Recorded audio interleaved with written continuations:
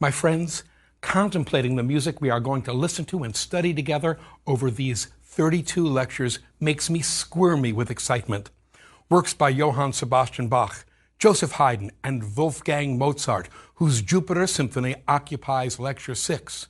Works by Ludwig van Beethoven, Franz Schubert, Felix Mendelssohn, Robert Schumann, Johannes Brahms, Peter Tchaikovsky, and Bedřich Smetana, whose epic Ma Vlast, meaning My Country, occupies Lecture 18.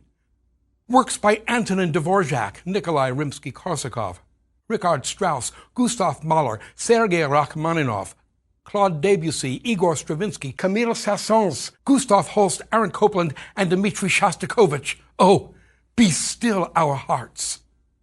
Fetishes, good and bad. We will acknowledge up front that our contemporary fetish for making lists can, potentially, denigrate and trivialize those very things we choose to list.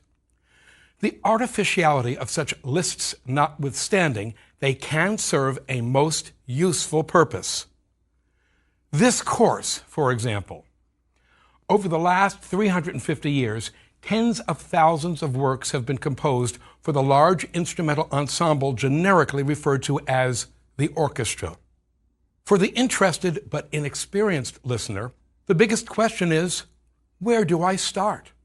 For the more experienced listener, the question is, what works in historical hindsight are most representative of their time and place and their composer's greater output? For all of us, the question is, what do we need to know about these works in order to maximize our listening experience? This course will answer all these questions. Hit it, Forrest! Greatest is as greatest does. We will understand the word greatest to denote compositions of enduring expressive content and compositional quality, works that evince their ongoing popularity by their centrality in the standard repertoire. The phrase standard repertoire refers to works that are performed with some degree of regularity. Thus, regrettably, there are no sleepers here, meaning little-known works that I've tossed in to show you how very clever and repertoire savvy I am. Such works will have to wait for a course entitled The 30 Greatest Orchestral Sleepers. Neither are there any works in this course composed since 1953, a year before I was born. Depending upon your point of view, this is either a good thing or a disaster. The sad truth, however, is that orchestras and conductors have done little to cultivate new orchestral repertoire over the last 50 years. And accepting a handful of works by a handful of composers, what new orchestral music is performed is almost never re-performed after its premiere. Thus, this music does not qualify as being part of the standard repertoire.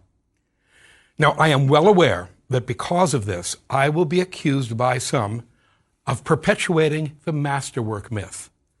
I can handle that. Perhaps at some future date, I will be able to redeem myself by creating a course entitled The 30 Greatest Post-1953 Orchestral Works. This first lecture will set the stage for what follows and is thus about preliminaries and goals for the course. We are presently engaged in the first of those preliminaries, which is putting the course title into perspective. Our remaining goals for this lecture. Number 2, to observe the ground rules and criteria used to select the works featured in the course. 3, to explore what constitutes both an orchestra and orchestral music, that is, music composed and arranged specifically for a performing ensemble called an orchestra. 4, I will offer a brief but intense primer on the stylistic periods encountered during the course, starting with the Baroque era, then the Classical era, the Romantic era. To keep listening to this audiobook for free, click the link in the description.